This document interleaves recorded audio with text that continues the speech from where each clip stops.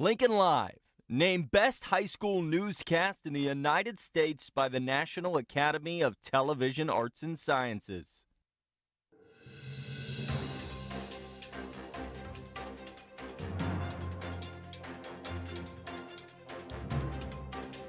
Live from Gahanna, WGLH-TV presents Lincoln Live with Jamie Curtis and Taylor Braun. Today, keeping our school safe. Principal Williams needs something from you, and it's incredibly easy to do. It takes a team to secure our school. An inside look at what's being done. Good morning, Lincoln. And Gahanna versus the rest of the country. Some familiar faces are in the national spotlight today. Lincoln Live starts now. Good morning, Lincoln, and welcome back to another episode of Lincoln Live. I'm Jamie Curtis. And I'm Taylor Braun. Hey Jamie, I'm wearing pink and you're wearing green. We are giving Wanda and Cosmo from Fairly Odd Parents. Yes, even our Stanleys and lip gloss match. Wanda and Cosmo who? Yes. Let's get into the news going on here at Lincoln. School safety starts with the students. Every person has their individual duty to keep our school safe, and that is crucial that everyone plays their part to keep our school community protected. The school can post signs everywhere and hire even more security personnel, but with a school this size, it's nearly impossible to guarantee your safety. We caught up with Principal Williams, and she wants you to know that keeping our school secure all starts with you. School safety starts with our students mainly because they are out in our hallways in different areas of our building all day long. And so we live by see something, say something. And so whether that's inside of our building, on the exterior of our building because we are an open campus, or even online, if you see something, say something. And that has benefited us so much this school year and past school years, because our students are starting to develop a confidence of what it means to keep our building and the student body safe and feeling comfortable and sharing that information with us so that we can act on it. Thanks. We all have to do our part in order to keep Lincoln High School a safe place, but we also have a large group of adults whose careers are dedicated to your safety. That's right. It's our campus supervisors and full-time student resource officers, and they work to implement our school safety plan every day, along with the protocols and rules they put in place in hopes of making our building even safer. Natalie Fogel has the story. Gahanna Lincoln High School, a public campus with 2 buildings, over 2,000 students, and hundreds of staff members.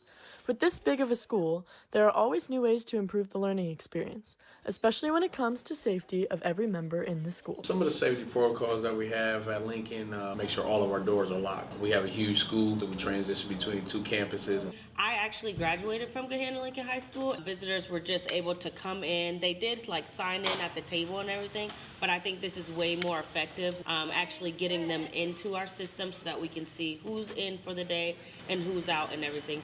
Not only do we have constant eyes on the doors, but we also have student resource officers on campus at all times. But with the police station right next to us, why is it important to have them consistently in the building? Well, I think having police officers at the schools deters a lot of bad things from the outside. Everybody watches TV, right? And we don't have to respond to the school. We're already here. We also investigate crimes as well. There is crimes that happen in the school from time to time, and we're also here as mentors. We're here to talk to kids, tell them about our experiences in life. With technology constantly changing, there are always new ideas on how to keep our school more secure. Things like smart passes when walking through the hallways to security cameras around every corner. But have these adjustments truly made an impact on our safety over the years? I absolutely love Smart Pass. I think it keeps the students accountable for where they're supposed to be at that time. We have so many kids in this school. Our security team and cameras are very active. We always tell students that it's pretty much not anywhere you can go that we can't see you on camera. So we've seen tremendous improvement over the years from year 1 to now in some of our safety measures. With every rule made in place at our school, they are there for your safety. Thanks to the people who dedicate every day to make sure we are safe so that we can focus on our education. This is Natalie Fogel for Lincoln Live. Thanks, Natalie. Now we want to take a minute to tell you about an important day here in the TV studio. The writers' strike in Hollywood delayed the National Academy of Television Arts and Sciences National Student Awards for the 2022-23 school year. Now, the day is finally here, and the live stream from Hollywood will start at 1 o'clock, and the TV students from Gahanna Lincoln will be very well represented. Very well represented. Here's Will Wida.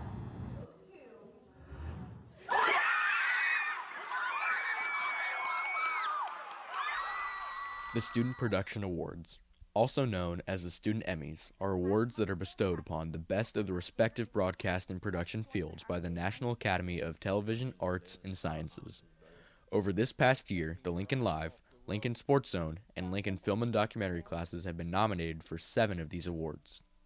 One of the things that makes me the most proud is that our nominations come from all of our upper level TV classes. So the Sports Zone got 2 nominations. Our Film and Documentary class got a nomination.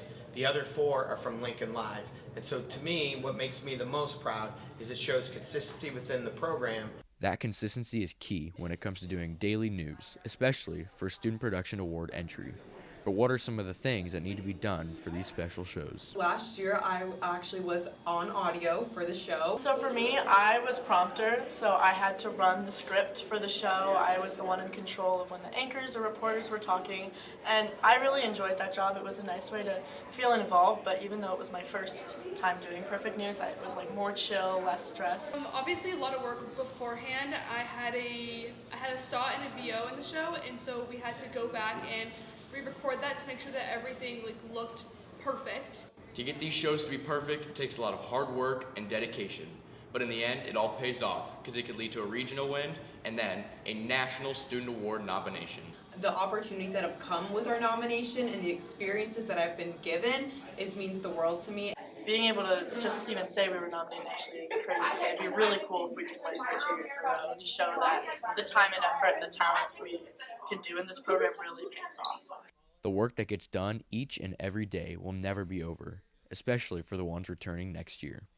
So obviously that means, producing better packages, being more creative with our live shots, just the little small things that might not seem like that much of a big deal, but if we can just fine tune our skills, it'll look that much better. That constant attention to detail and hard work is the reason the Lincoln Live program has won 4 National Student Production Awards since 2021. And this year, we hope to grow that number with our 7 national nominations. This is William Wida for Lincoln Live. Thanks, Will. I can't wait to see the results later. Attention to all seniors. You know when you flip through the yearbook and see all the cool superlatives, like who has the best hair, best laugh, most likely to be president? It's your turn to submit your peers' names to be nominated to win a cool superlative. We caught up with my co-editor-in-chief, Julia Ellerbrock, for more information on how to nominate seniors. Here she is. Hi seniors, the superlative nomination form is now out and we will be collecting responses until February 10th.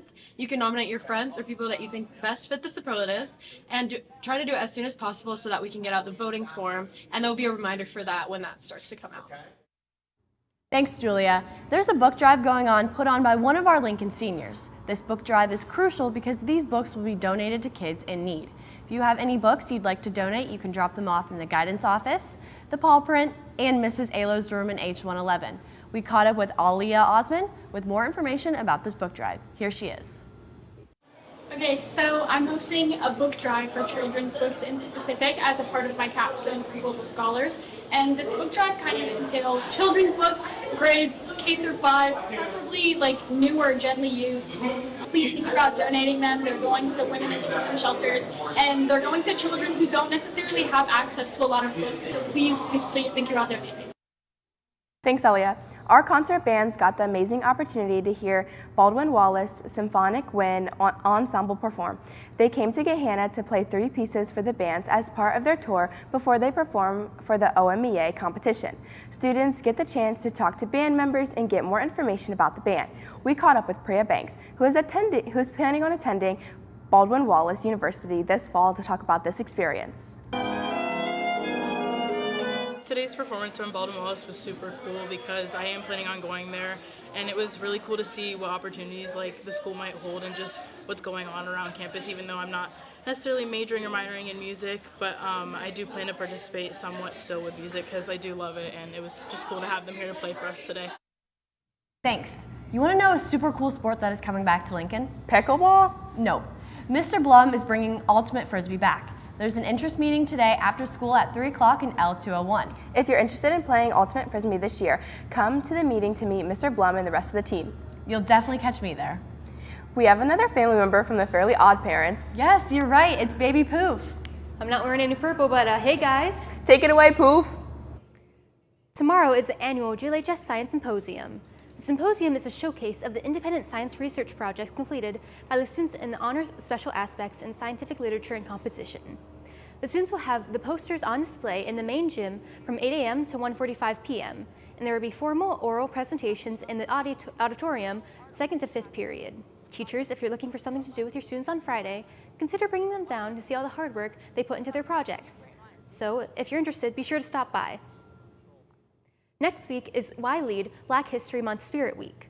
Make sure to fit the theme each day to show your support. Here's Eden Washington with more information.